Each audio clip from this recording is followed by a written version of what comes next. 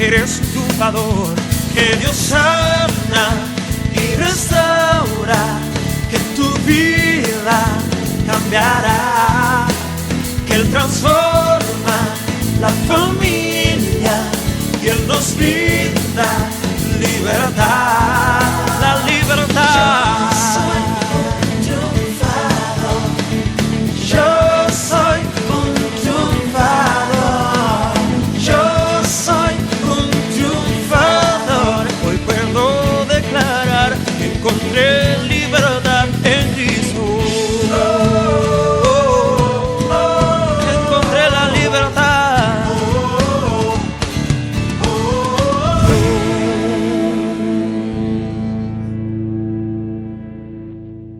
Gracias por tu amor, por tu misericordia, por tus bondades. Gracias, Señor, por cada dádiva extendida desde el corazón. Gracias por poner en cada uno de nosotros un corazón generoso para dar, para ofrendar, pero sobre todo, Señor, para que tu obra preciosa del reino de los cielos, del reino de Dios, continúe, Señor, en esta generación. Padre, en este momento presento esta palabra. La pongo en tus manos, Señor. Te pido que tu Espíritu Santo pueda transmitir al corazón de cada uno de los que están aquí. Señor, tú pusiste esta palabra para todos los que estamos aquí en este momento. Te pido que sea sembrada en una buena tierra y que tu Espíritu Santo haga la obra regeneradora en cada uno de nosotros. Amén y amén.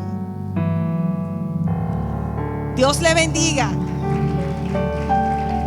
Para mí un placer estar aquí en esta tarde y Dios ha puesto un mensaje bonito, maravilloso, pero sobre todo un mensaje que nos compete a nosotros en esta generación, la generación del siglo XXI. Así que vamos a buscar en la palabra, en Primera de Reyes, capítulo 4, verso 25, y el tema de hoy con el que vamos a trabajar es la generación de la higuera que florece. Dice la palabra de Dios: Judá e Israel vivían seguro, cada uno debajo de su parra y debajo de su higuera, desde Dan a Beerseba, todos los días de Salomón. En esta mañana vamos a estar hablando de lo que representa la higuera para el pueblo de Dios y para Israel. Y también vamos a estar tratando de enseñar acerca de lo que significa este símbolo para esta generación. ¿Qué es una generación? Y este fue lo que encontré buscando en el diccionario acerca de lo que es una generación. Una generación es toda la gente que nace y vive más o menos al mismo tiempo, considerada colectivamente según la sociología. O sea que una generación es todas aquellas personas que nacen más o menos en un tiempo y que durante todo ese tiempo viven, actúan, tienen de modelo, tienen de paradigma todo un sinnúmero de cosas que suceden en ese tiempo de esa generación.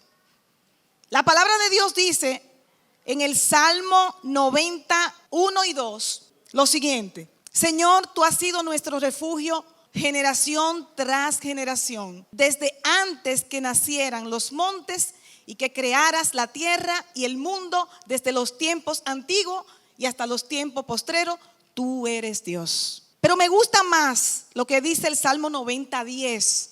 Dice: los días de nuestra edad son 70 años y en los más robustos son 80 años. Con toda su fortaleza es molestia y trabajo, dice el salmista que escribió. ¿Cuánto es una generación según la Biblia? Son 70 y lo más robusto, lo más saludable, duran 80 años. Yo quiero que subraye eso porque vamos a estar hablando de esta generación. Y ese es el promedio de edad de las generaciones según los sociólogos. El significado de la higuera a nivel bíblico significa seguridad, y la higuera fue utilizada muchas veces por Jesús y por los profetas para hablar al pueblo de Israel. La higuera representa a Israel, inclusive la higuera la flor de la higuera, está dentro de aquellos símbolos que Israel tiene en sus escudos, en sus banderas. ¿Por qué? Porque representa algo importante, es un símbolo en aquel lugar. Jesús utilizó varias parábolas acerca de la higuera. Y este significado de seguridad y calma, nos estamos refiriendo al árbol habitual en las antiguas tierras bíblicas, el árbol que era capaz de vivir en terrenos pobres y complejos. Incluso la higuera era capaz de desarrollarse en terrenos pedregosos. O sea que el árbol representa, así en una sola palabra, lo que nosotros llamamos resiliencia, que es lo que Dios quiere en su pueblo. Que un pueblo pueda vivir bajo todo lo que pueda suceder y que pueda continuar bajo este don, yo lo llamaría, de nosotros ser resilientes. Pero ¿cuál es la parte que quiero connotar con lo de la higuera? La higuera viene representando básicamente lo que sería la brújula del pueblo de Dios. Lo que sería el punto cardinal para nosotros saber hacia dónde va esta generación. Si nosotros queremos saber hacia dónde va esta generación, tenemos que estar pendientes del pueblo de Israel. Porque la brújula de Dios, el punto cardinal de Dios, es algo que va a estar ocurriendo en Israel. Y Él lo dijo en Mateo 24. Vamos a buscar Mateo 24, 34. Dice aquí: de cierto te digo que no pasará esta generación hasta que todas estas cosas acontezcan. El cielo y la tierra pasarán, pero mis palabras no pasarán. Estamos hablando de una palabra en la cual los discípulos le preguntan a Jesús: ¿cuándo será tu venida? ¿Cómo va a ser? ¿Cuál es la señal que nosotros vamos a tener? Y Jesús, la señal que le dio fue la señal de la higuera. ¿Qué representa la higuera? Israel. Israel representa la higuera. Entonces Jesús está diciendo: observen la higuera cuando florezca, cuando sus ramas estén tiernas y esté floreciendo, ahí será mi venida. Jesús está hablando de una generación que iba a ver la higuera florecer en Israel. ¿Qué significa esto? ¿Qué es lo que significa que yo voy a ver una higuera florecer en esta generación? En Lucas 21:20 dice lo siguiente: pero cuando veas a Jerusalén rodeada de ejército, aprendan la parábola, brotan las hojas, sabe que el verano está cerca. Así también ustedes, cuando vean estas cosas, conozcan que está cerca de la puerta. Jesús hizo estas cosas para enseñarnos que los israelitas lo habían rechazado a Él, y que habían rechazado el evangelio, y que iban a recibir en un tiempo una profecía, la cual Jesús maldijo la higuera porque no tenía fruto. La higuera no tenía fruto. Israel no reconoció a Jesús. Israel no reconoció que Jesús era el Mesías. Por lo tanto, la higuera no tenía fruto, tenía solamente hojas. Dice la palabra en Isaías 66, estoy tratando de dar todas las palabras que pueda dar para entrar en el tema. Dice la palabra en Isaías 66, 8 al 9. ¿Quién oyó cosa semejante? ¿Quién vio tal cosa? ¿Concebirá la tierra en un día? ¿Nacerá una nación de una vez? Pues en cuanto Sión estuvo de parto, dio a luz a sus hijos. Yo que hago dar a luz, ¿no lo haré nacer? Dice Jehová. Yo que hago engendrar, impediré el nacimiento, dice tu Dios. Tal como Jesús y como los profetas habían profetizado acerca de Israel, que Israel iba a ser destruido en el año 70 después de Cristo. Dice que por el ejército romano liderado por Tito fue destruido Israel. E Israel, todo Israel tuvo que irse de su casa, de su tierra. Y esta profecía ocurrió por el rechazo de Israel a Jesús. 70 años después que Jesús subió a los cielos, resucitó, ocurrió esto. Ahora bien, ¿cuándo entonces es que empieza a florecer Israel? Después que sucedió este acontecimiento histórico marcado por los profetas. Dice la historia que el 14 de mayo del 1948 Israel proclamó su independencia en menos de 24 horas. ¿Y qué leímos en la profecía de Isaías? Que en un día Dios lo iba a hacer. En el 1948 fue proclamada la independencia en menos de 24 horas. Los ejércitos regulares de Egipto, Jordania, Siria, Líbano e Irak invadieron, forzando a Israel a defender la soberanía recién recordada en su patria antigua. ¿Cuántos años han pasado desde que ocurrió esto? El cálculo me dio 75 años. Estamos en el parámetro de que todo el que ha vivido desde ese momento hasta hoy ha visto a Israel florecer.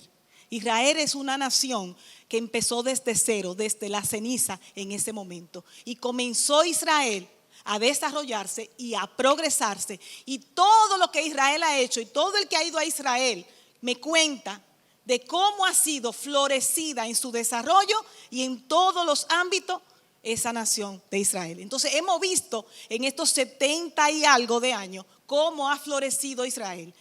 Somos la generación que estamos viendo la profecía de que la generación que va a ver a Cristo venir es esta. Si hacemos cálculo, es posible que caigamos en algo que no quisiera. Pero si es 70 y 80, a esto le queda poco tiempo. Ahora el día y la hora solo sabrá Él. Y en sus misericordias estamos. No sé mucho de escatología, pero le estoy hablando de escatología. Le estoy hablando de los postreros días que estamos viviendo y cuál es la señal que nosotros tenemos de saber que Cristo viene pronto. Cristo viene pronto y no podemos estar nosotros pensando cuál es la luz que vamos a tener para darnos cuenta y cuáles son las señales. Cuando la Biblia dice cuáles son las señales, tenemos que estar viendo el pueblo de Israel. Dos generaciones que voy a hablar antes de entrar en la materia de la generación actual. La generación de Noé, que fue una generación, dice aquí, perversa. Habla en el Génesis de la generación de Noé. Dice que la generación de Noé era tan perversa, y se habían olvidado por completo acerca de Dios. La sociedad estaba totalmente corrupta y era violenta. Y no le importaba el respeto a las cosas de Dios. Y dice que solo uno encontró Dios en su generación, en la generación de Noé. Encontró a Noé y Noé hizo algo. Noé se enfocó en algo. Noé estaba enfocado en una sola cosa. Noé se enfocó en salvar a su familia. ¿En qué estás enfocado con respecto al evangelio en este tiempo? Hay gente que está enfocado en ir a las naciones y eso está muy bien. Hay gente que está enfocado en muchísimas cosas y en ministerio, pero el único enfoque que debemos de tener nosotros es salvar a nuestros hijos, nuestra familia y tratarlo de entrarlo en el arca. Cuando Noé construyó el arca, Dios le dio medida, las medidas eran exactas, Dios le dio un plano, Dios le dio todo a Noé. Pero Dios, en ese plano, hay algo que Dios no hizo en ese plano. Y fue que cuando le dio la medida a Noé y le dio todo lo que tenía que medir y le dijo cómo iba a clavar la madera y cómo iba a calafatearla y cómo iba a hacer toda esa arca, hay una cosa que Dios no puso allí. Se supone que lo que Noé estaba haciendo iba a flotar en agua. Se supone que lo que Noé estaba haciendo era porque iba a llover. E iba a llover tanto que iba a haber un diluvio donde iba a acabar con esa generación. Pero hay algo dentro del arca que falta. Y era que el arca, Dios le dio el diseño de todo, menos tenía timón. ¿Quién sabe que un barco no puede estar sin timón? ¿Saben por qué? Porque en el arca que Dios nos pone a preparar, el timón es Él. No podemos nosotros guiar. No somos nosotros los que vamos a guiar esta arca de meter nuestra familia en el arca de salvación. En el arca que es Jesús. ¿Por qué? Porque no puede tener el hombre en su mano el timón hacia dónde dirigirse, porque quien lo tiene es Cristo. Cristo es el timón de nuestra barca. Por lo tanto, en esta generación Dios lo que permitió a Noé simplemente que guardara a su familia. Hay gente que critican y crítico que Noé no salvó a nadie de su generación, pero hay una cosa clara, que Noé estaba enfocado en su familia. Noé no dice que los hijos creyeron, no dice que los hijos de Noé estaban creyendo el tiempo que él hacía el arca, no lo dice la Biblia. Pero hicieron una cosa los hijos, entraron ellos y sus mujeres. Así que Noé supo muy bien en la generación que fue llamado a trabajar para que sobreviviera una familia para Dios. Así que en medio de tu tormenta es posible que estés buscando un timón. Déjame decirte que en medio de tu tormenta, en medio de tu diluvio, está Jesús. Jesús está en la barca. La generación de Abraham, una generación donde tenía muchas sociedades a su alrededor. Sabemos que Abraham vino de Ur, de los caldeos. Estamos hablando de Babilonia. Estamos hablando de un pueblo totalmente idólatra. Estamos hablando de un pueblo que no conocía a Dios. Y Dios lo llama de ese lugar, de Ur, y lo saca. Y Abraham sale con una palabra, pero sale con una palabra a un lugar determinado. Y en ese lugar se encuentra con una generación también en la cual habían muchas cosas que se manejaban impíamente. Y dice que la generación de Abraham era la generación de los alrededores de 4 ciudades: Sodoma, Gomorra, Adama, Zeboín y Bela.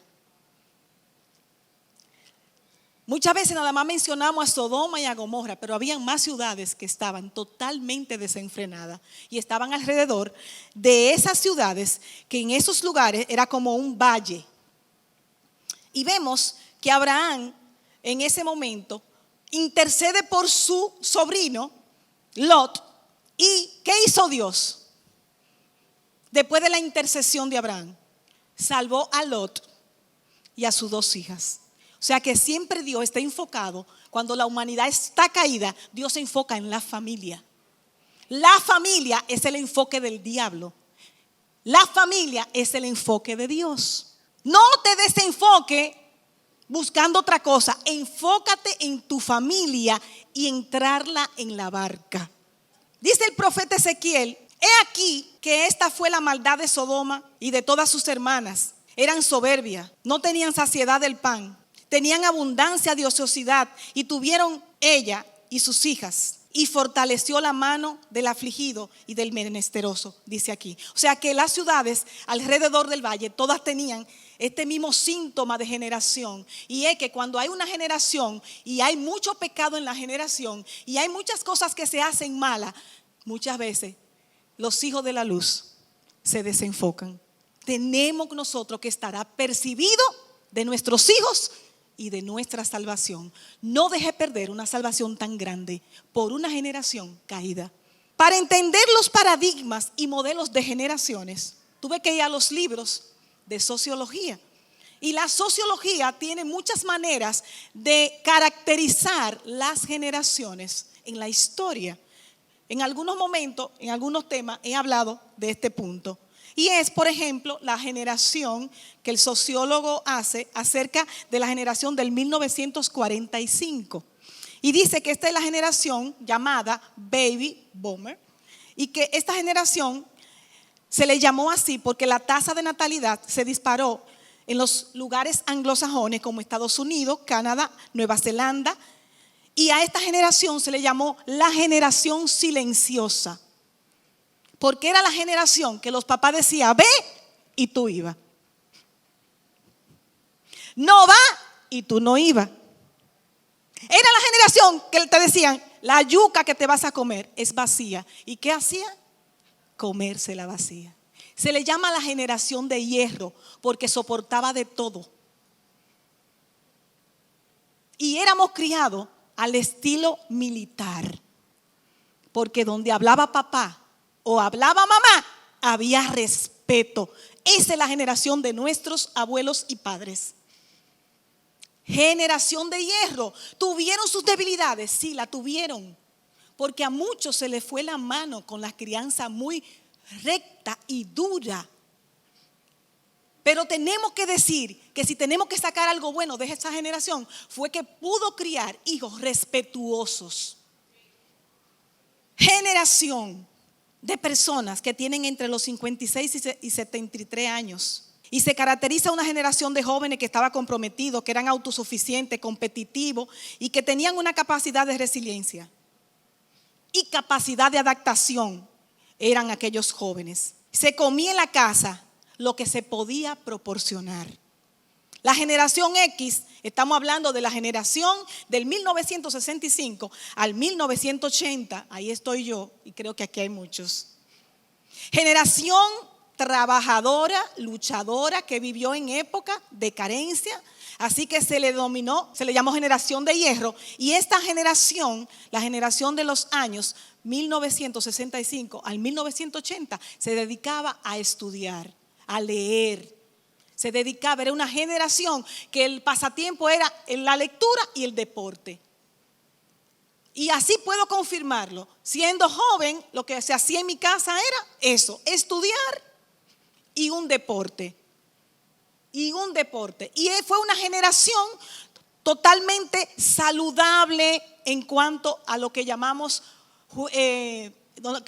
la etapa juvenil. ¿Por qué? Porque los jóvenes se dedicaban a pasar tiempo en cosas realmente que no eran tan malas.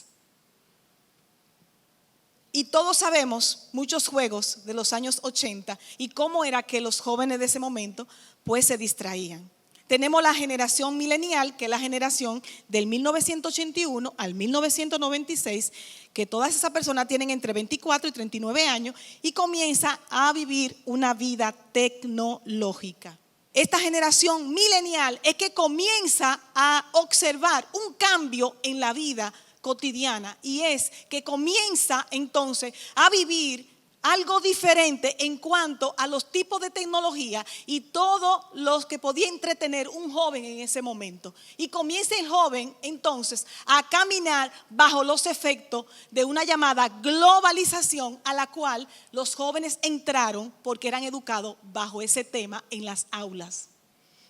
La generación de hoy, que es la generación Z, del 1997 al 2012, tiene que tener entre 23 y 8 años y se conciben totalmente, no conciben la vida sin una vida tecnológica. Esta generación totalmente nace en la era digital y todo lo que conlleva a la vida de este joven, si esto no está realmente, ese joven se siente que está fuera de su tiempo. Tenemos que entender eso. La generación que está naciendo en estos momentos, la que está naciendo en este momento, es la generación alfa. Es la generación que va a durar hasta el 2030, 50. ¿Algunos de ustedes han oído hablar de la Gran Agenda 2030? Ahí está esa generación. Esta generación llamada alfa está ante nuestras narices y los estados están siendo gobernado con principios de esta generación. Hay potestad de principado en los lugares estratégicos de los estados para manejar esta generación alfa. La generación alfa es la generación que está cambiando las leyes, torciendo los valores, los fundamentos en la mente de los niños y jóvenes. Está bombardeando, cambiando. Ya no es lo que diga Dios, es lo que tú sientas y te acomoda. Y es totalmente una generación llena de humanismo que se ha vivido durante todas las generaciones. La generación alfa es una generación que, si nosotros no tomamos en cuenta todo lo que nosotros tenemos a mano, que es la palabra de Dios, que son los valores que nos han enseñado, es muy posible que usted tenga a alguien criándolo en algo que usted no va a poder controlar. Si no nos hacemos de lo que realmente es la enseñanza en los hogares, déjeme decirle que la escuela le va a enseñar otra cosa. Falta solamente una generación, dicen los sociólogos, no lo dice en la Biblia. Es la generación Omega, que va a empezar a ocurrir después de los años 2050. ¿Y qué dice Jesús en Apocalipsis? Yo soy el alfa y la omega, el principio y el fin. ¿Me están entendiendo lo que estoy diciendo? Le queda poco a esta generación que estamos viviendo. Las generaciones se unen una con otra. Yo vengo de una generación X, pero he vivido todas estas generaciones. Y es posible que vea a Jesús pronto. Nos queda un reto grande como familia ante la generación que está siendo gobernada por principados, potestades, gobernadores de las tinieblas, que nosotros estamos votando por ellos y ellos van y cambian las leyes, las formaciones y están creando etatismo, que significa que el Estado es el que te cría. El Estado es el que sabe cómo tú te vas a criar. Y eso lo están viviendo los anglosajones hace tiempo. El Estado anglosajón decide cómo el hijo va a vivir. Así que este es el día que hoy vivimos. Y esta es la generación que vivimos. Algunos puntos importantes de la generación que estamos criando. Generación de cristal, frágiles emocionalmente, sensibles, pero insensibles para otra cosa. Generación que lo tiene todo, pero siempre está inconforme, aburrido, no está preparado para afrontar dificultades. Y son vulnerables a decir si quieren vivir o morir. No toman en cuenta a Dios para nada. Y si tú no lo dejas hacer lo que quieran, entonces tú eres una persona totalmente reprobada para ellos.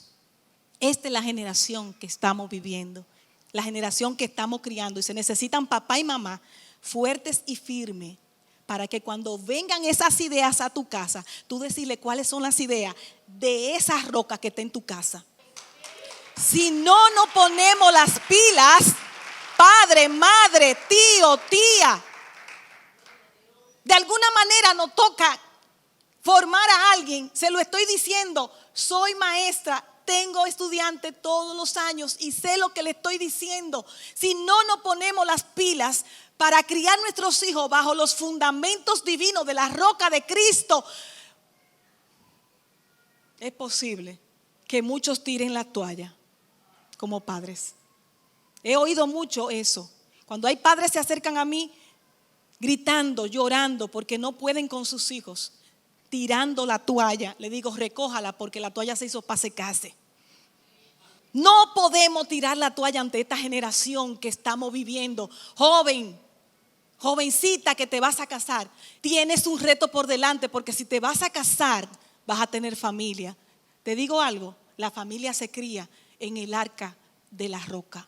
Si vas a casarte y vas a creer que a Dios no lo vas a necesitar, te voy a dar un consejo. Sin Cristo es imposible. Y me ha tocado criar hijos. Y yo he sido una mujer que he tratado de criar a mis hijos en la roca de Cristo. Pero cuando hay un momento que crecen, toman sus decisiones. Y es difícil ver los hijos cuando parten por un camino que no es el que tú le has enseñado. Nada más sabe una madre lo que es ver un hijo en un lugar inadecuado. Es muy difícil criar en estos momentos del mundo y de la vida, porque estamos en una generación totalmente caída. Pero dice la palabra que para esta hora nos llamó Dios. Ten esperanza. No pierdan la esperanza. No se puede vivir lejos de Dios. No se puede vivir lejos de la iglesia. No se puede vivir lejos de la palabra. No se puede vivir lejos de la roca. No se puede vivir ni ser feliz sin Cristo. Los tiempos difíciles, una frase que vi me gustó, crean hombres fuertes. Los tiempos fuertes crean tiempos fáciles. Los tiempos fáciles crean hombres débiles. Y los tiempos débiles crean tiempos difíciles. ¿Por qué Dios permite las pruebas dentro de un tiempo difícil? Porque no va a ser más fuerte.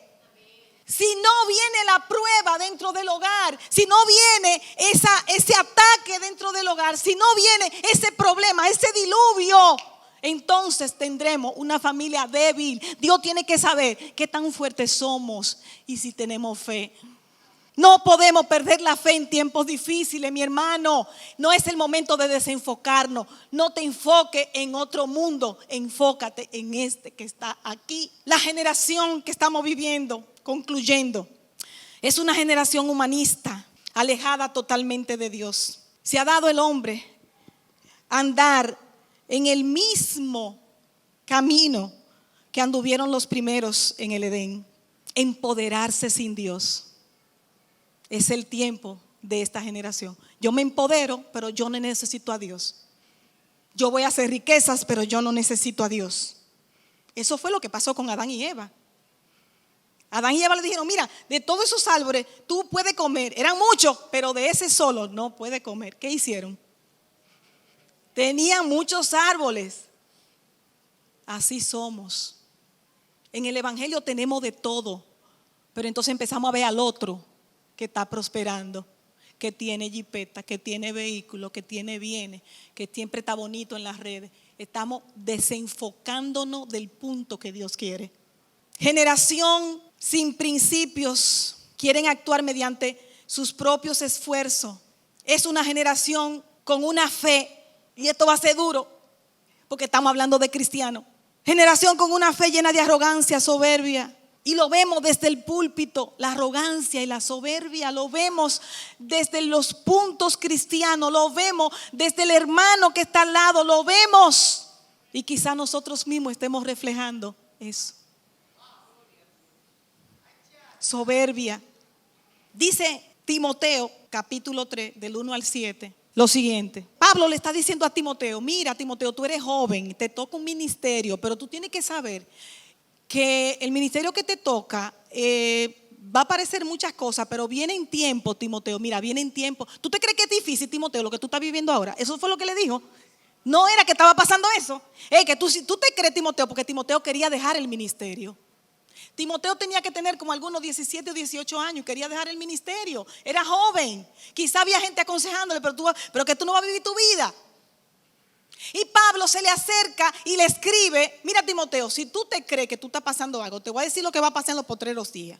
Los postreros días son los últimos tiempos y estos son los últimos tiempos.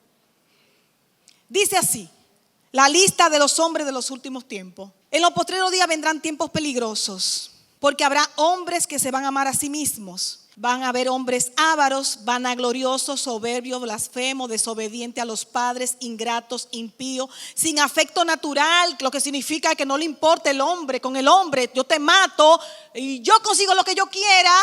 Para mí tú vales lo que vale una gallina, lo que vale un celular. Sin afecto natural, porque tenemos que tener un afecto de que somos seres humanos y tenemos que andar en ese respeto. Sin afecto natural. Aborrecedor, implacables, calumniadores, interperantes, crueles, aborrecedores de lo bueno, traidores, impetuosos, gente iracunda, infatuados, amadores de los deleites más que de Dios. Y van a tener algunos apariencia de que son santos, de piedad. Ese es el listado de la generación que estamos viviendo. Si hay alguien que encontró algo ahí que es incorrecto, levante la mano.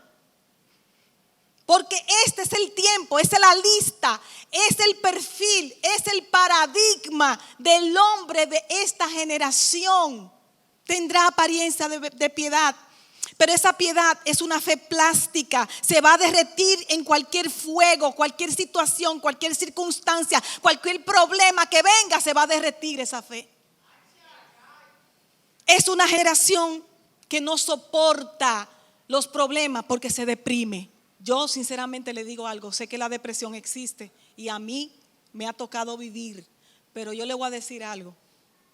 Esto se ha cogido como pelotica de basquetbol. Depresión. Y es una generación que no soporta los problemas. Los problemas hay que enfrentarlo con Dios. La fe se prueba en el fuego, dice el apóstol Pedro. Es una generación que busca aprobación de los demás y no de Dios.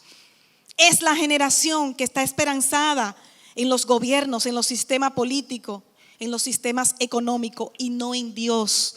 Es la generación que realiza fórmula para hacerte rico fácilmente. Es la generación que parece sometida a una inercia alejada del cristianismo. Es la generación que aspira a encarnarse en una cultura del siglo XXI bajo los lemas del ecosistema y todo lo que tiene que ver con lo bio de la naturaleza, y salvando la naturaleza y salvando todo lo que puede salvar menos su alma. Tenemos sistemas elaborados en esta tierra.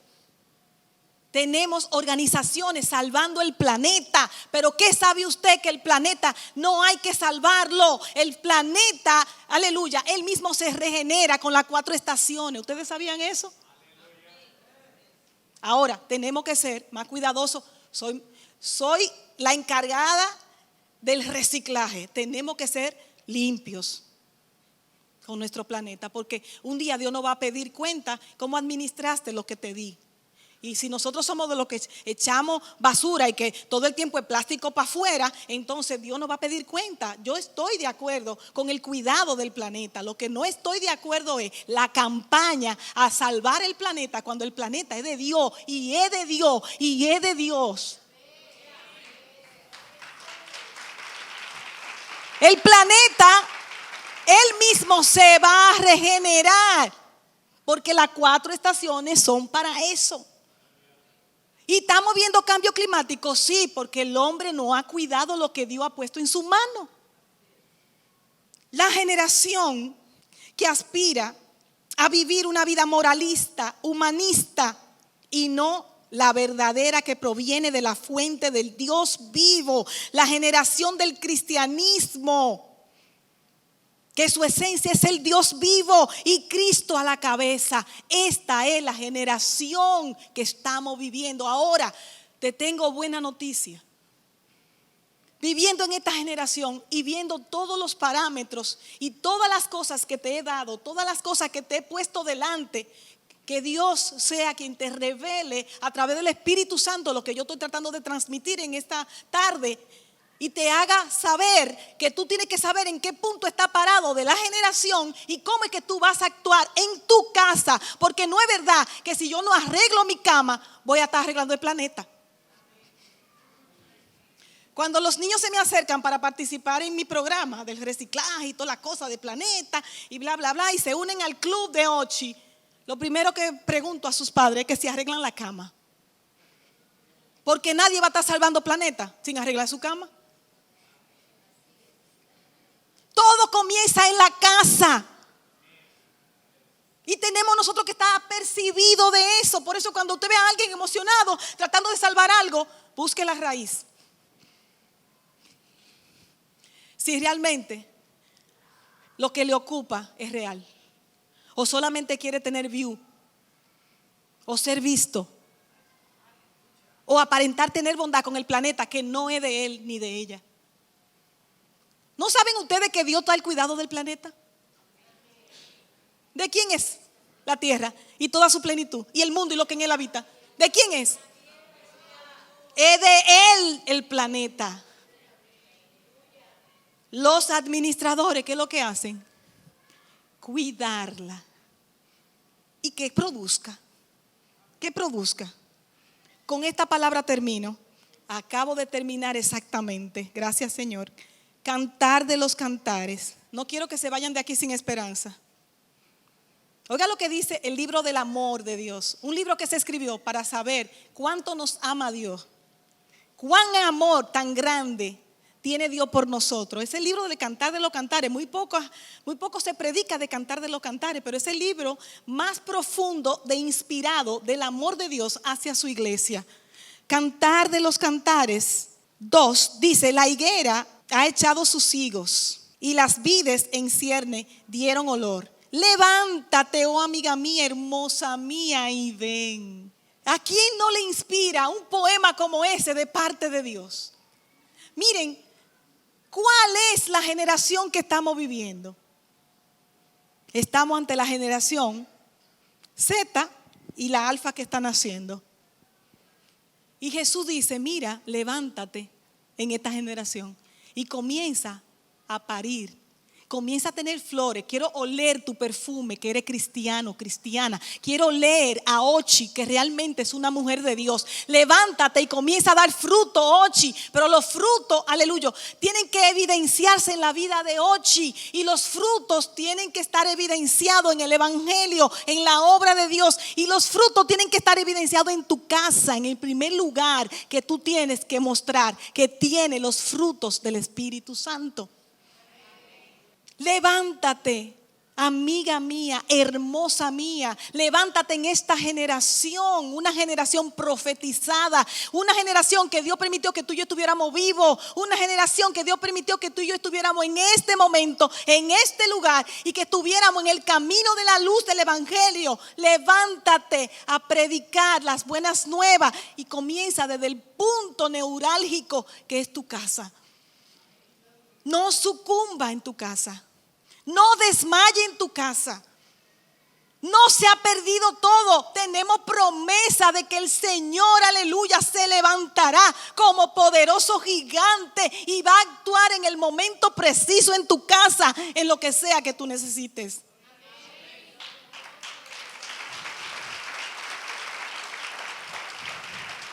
Vamos a ponernos de pie. ¿Cuándo florecerá la higuera en nuestras vidas? ¿De qué debemos estar apercibidos? De que Israel, Jesús dijo, ¿cómo que cuándo va a ser? Miren, yo les voy a decir cuándo va a ser. Mateo 24. Cuando ustedes vean que la higuera florezca y que está a punto de tener higos, entonces esa generación dice, va a haber mi venida. Va a haber mi venida. Esa generación es la generación que yo voy a buscar en las nubes. Esa generación es la generación que va a ver el rapto. Esa generación es la generación que yo voy a salvar del mundo caído. Esa generación es la generación que yo he anhelado. Ahora, la iglesia es punto cardinal. Sí, Israel es primer punto cardinal de nosotros saber que Cristo ya viene pronto. Pero la iglesia de Cristo, la que se está levantando en este mundo caído, porque de donde abunda el pecado va a abundar la gracia. Y esa es la esperanza. Y aunque nosotros veamos lo que veamos dentro de nuestra arca, dentro de nuestros hogares, cuando nosotros veamos a nuestros hijos por caminos inadecuados, hay esperanza de que Cristo dice que si nosotros le seguimos a Él, seremos salvos, tú y tu casa. Instruye al niño en tu camino, y cuando aún fuere viejo, yo me voy a encargar de él. ¿Sabe por qué Jesús dice eso? ¿Por qué? Porque es muy bueno criar el niño, pero cuando están maduritos que quieren hacer sus cosas y que quieren irse por ahí, mire, es muy bueno tener su muchachito ahí, y a esto, y ahora la tarea, y a esto. Dígamelo a mí, que tenía mi rutina con mis 3 muchachos. Cuando empezaron a crecer, a querer hacer cosas, es difícil, pero le digo algo. Jesús dice, yo me voy a encargar de él. Aleluya. Gloria a Dios. Y aunque llore 3 días viendo a mi hijo, al tercer día me levanto. Gloria a Jesús. Porque en el cristiano tiene que haber esperanza. Usted no puede ver muerte por todos los lados, aunque usted vea lo que vea. Señores, ya hemos visto de todo. ¿Qué más podemos ver? Ahora, si la palabra me dice que en la ceniza Dios levanta, que en la muerte Dios levanta a Lázaro, levanta al hijo de la viuda de Naín. Y eso es nuestro enfoque en este tiempo, padre, madre, tía, tío.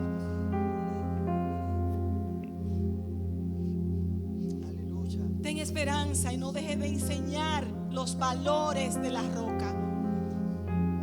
Vamos a adorar para despedir. Gracias, Señor.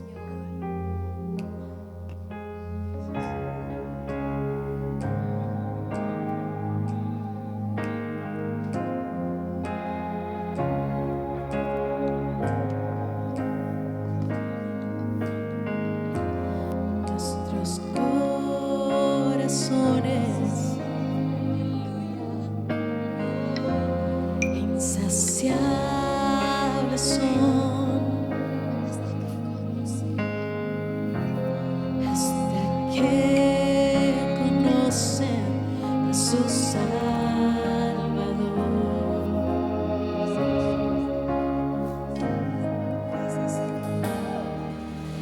Tal y como somos los dos,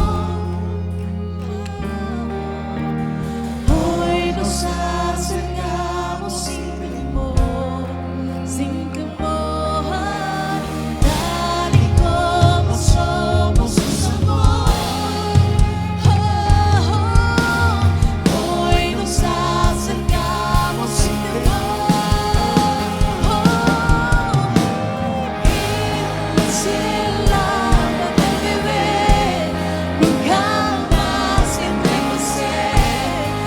Jesucristo basta, Jesucristo basta. Mi castigo recibió, mi sueño me entregó. Jesucristo basta, Jesucristo basta.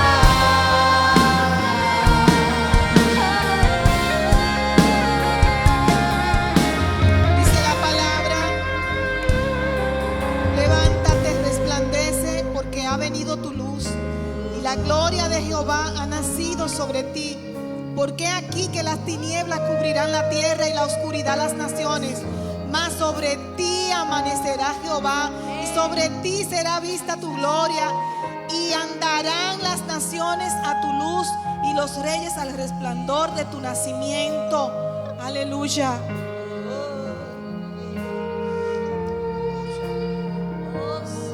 Esta palabra Dios me la dio esta mañana.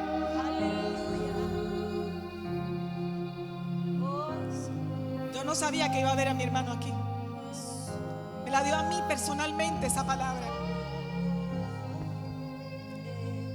Orando por alguien que se ha perdido. Cuando me levanté de mis rodillas, abrí mi Biblia y apareció esta palabra. Isaías.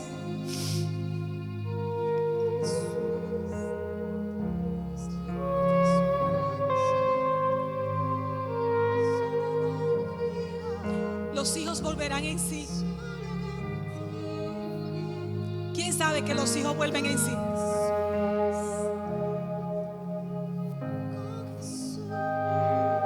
El hijo pródigo se fue. Y dice la palabra que mientras pasaba y padecía, volvió en sí.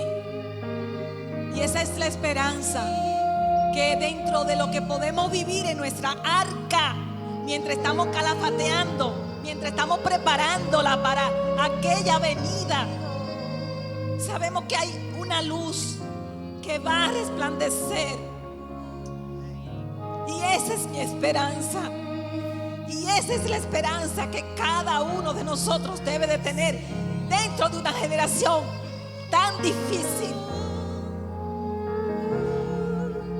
¿Quién dice que la cruz es fácil? ¿Quién dice que la cruz es gozo? Hay copas amargas. Hay copas muy amargas que tenemos que vivir los padres después de haber criado y formado con valores. Copas amargas. Pero quién sabe que la copa amarga Jesús la tomó. Pero hay una copa que voy a tomar, y es la que Cristo se tomará conmigo, porque Él dijo: no haré esto hasta que yo vuelva. Hay una copa que es dulce, que es como la miel, y es la copa que voy a tomar. En lo que sea que esté viviendo, recuérdate de esto. Hay una copa que tiene preparado Jesús para ti. La que vas a tomar es la copa del mejor vino. No descanse, no desmaye. A ti que viniste por primera vez, este es el día que hizo el Señor. Ven al encuentro del Señor. La generación es difícil, pero con Cristo es mejor. ¿Quién ha dicho que paramos de sufrir? No, no paramos de sufrir. Cristo es mejor.